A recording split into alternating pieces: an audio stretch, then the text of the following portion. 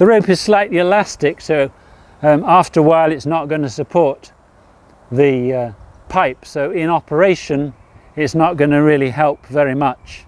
And on very long rising mains, the elasticity of the pipes does mean that they actually will elongate. So for deeper settings than 45 meters, you need what's known as a bottom support to support the bottom of the pipe to stop it bouncing, because that makes the pumping inefficient. We're going to reinstall our rod now. First thing I need to do is to drop the foot valve down, making sure I drop it the right way.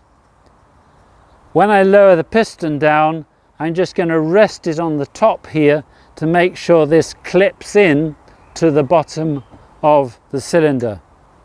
So I'm dropping that down now. Follow that with the piston, since I'm just returning the piston that I have removed. So I'll put this one in. So Mike, if you can help me with the rods again. I think if you can bring a hook in. No.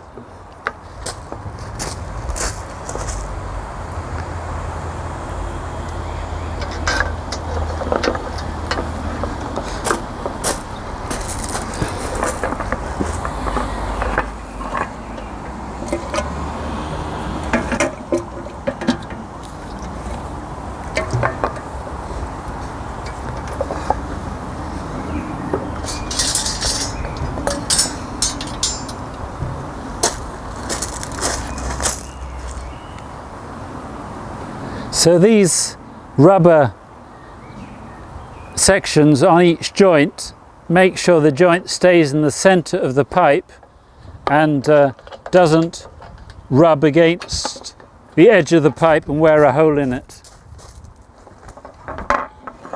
As I said, on some pumps people will now use screwed joints rather than these hook joints, because there has been some failures of hook joints.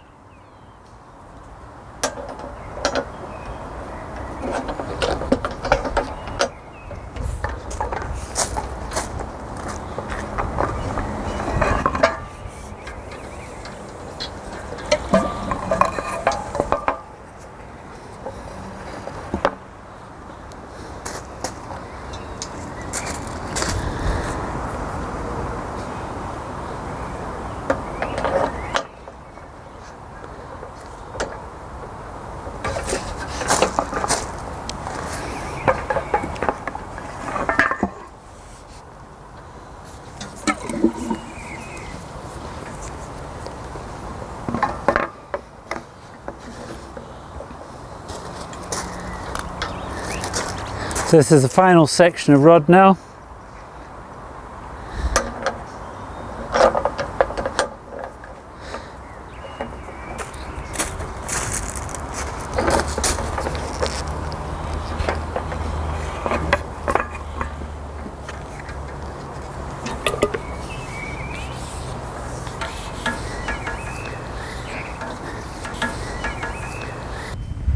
I'm just going to lower this down into the cylinder until it just touches the foot valve, just to make sure that foot valve clips into place.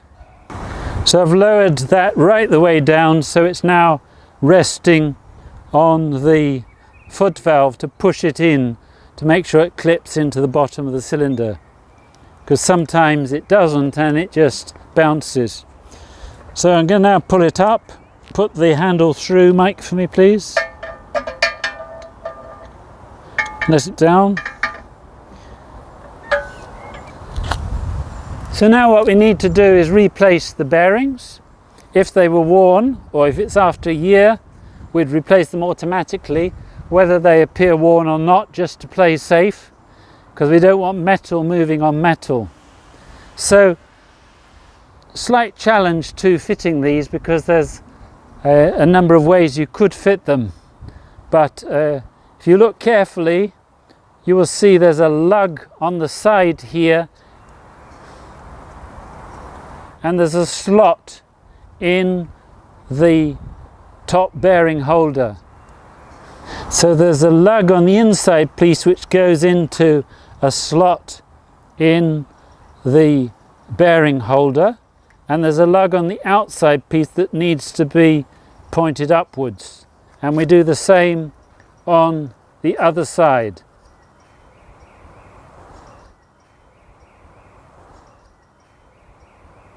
We can then put the bearing pin in. Now again, on the bearing pin you have to be careful, because on the bearing pin there's a little rod projecting. That rod has to be positioned on the top of the bearing pin. So I put the bearing pin in here, and I make sure that the little projecting rod is on top. That's because the hook slot on the pump handle are going to come up from below, and we want that rod to be positioned on top. So we can now put the bearings in the handle. These here are the slot which are going to go around the bolt, which is poking out of the top bearing. I'm now going to put in the handle bearing. So here again, there's a slot for the inner plastic lug to go in. So I push that in first. The outer lug I need to have pointing backwards, because it's going to sit in this slot here.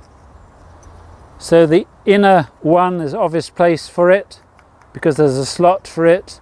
The outer one points backwards. And again, there's a metal pin on the end of this bearing bar, which I need to point backwards.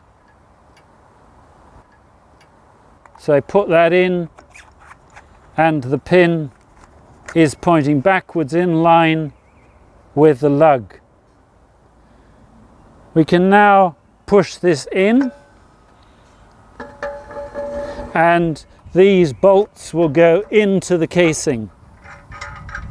This slot has a conical shape to it, and nut sits into the conical shape, rather like a nut from a wheel. That stops this bolt being pulled out. You can see here the lug on the outer plastic pipe, which is pointing inside the slot. You can also see the small pin, which is stopping the inside bar from rotating. We can now tighten up this nut into the countersunk hole. And now slowly, Mike, if you move that handle down, what he's doing as he moves it down is bringing this end up. And what I'm trying to do is make sure the bolts go into the slots carefully, and the plastic lug also goes into the slot. So he has down a bit more. So that's seated first time very nicely, and that's now supporting this. I can take my spanner out. So now just push it down a bit more. I can take that out. I can use my spanner now for tightening up.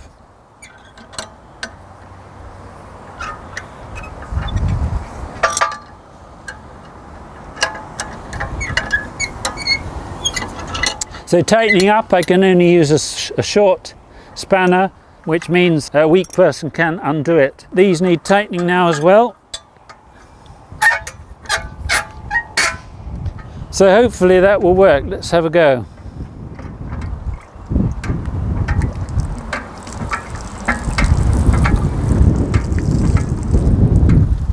So yes, that's pumping fine. As you can see, this isn't a proper apron slab here. You can see the problems of the wind blowing the water away. There's a WEDEC guide on the design of apron slabs, which will tell you how to construct a decent apron slab. And you need to think carefully about what container you're collecting your water in. Sometimes you may need a concrete support, or you may need a funnel or something to make sure the water from your spout actually isn't going to be wasted, but it's going to go into your container. You can make a simple funnel just from cutting the bottom off a plastic bottle, and some people tie that onto here. So our final thing to do is to put the cover back on. So there's a bolt here. It has a weld on the end of it, so the bolt can't be stolen or totally removed. We drop that into a slot on the head here, and we can tighten that up, and that's our maintenance finished. Just to point out, on this pump you can adjust the length of the handle. You could undo this bolt, and there's a number of holes available, so for a very deep setting you could have a longer handle, which will give you more mechanical advantage.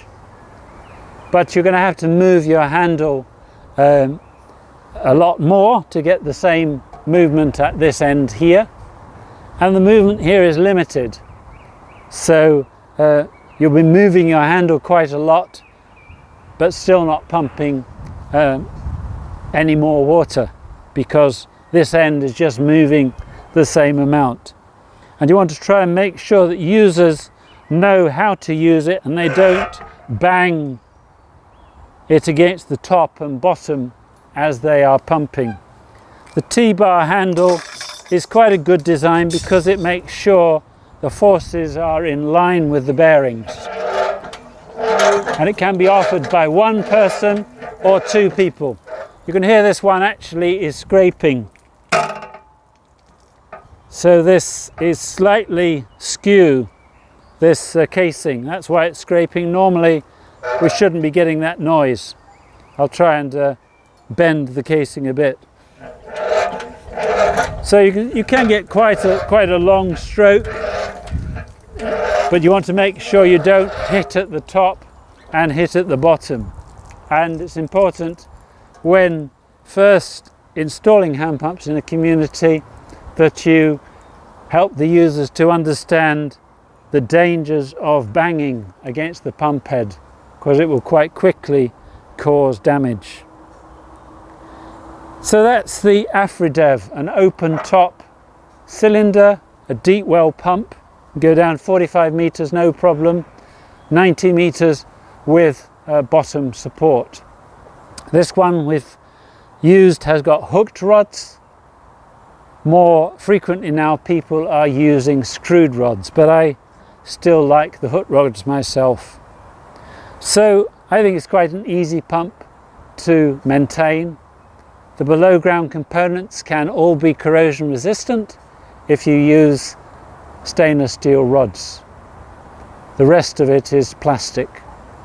The India Mark II is also a deep well pump, but that one has a traditional design of cylinder which has a reducer on the top. So unlike this one where we can pull the working parts out through the rising main pipe, we have to actually lift the rising main pipe, the rods, the water and the cylinder. And you'll see it's a much more challenging job than working on an open top cylinder like this pump. So thank you for listening. Do look at our website for more information, and if you're interested in hand pumps, do look at the RWSN website. You'll find that there's a lot of useful information there. They have information pages about each type of hand pump, so if you want to find out more, that's a good place to visit. And they have some discussion groups there as well where you can pose some questions. So do look out for the other WEDEC videos on hand pumps. Thank you very much.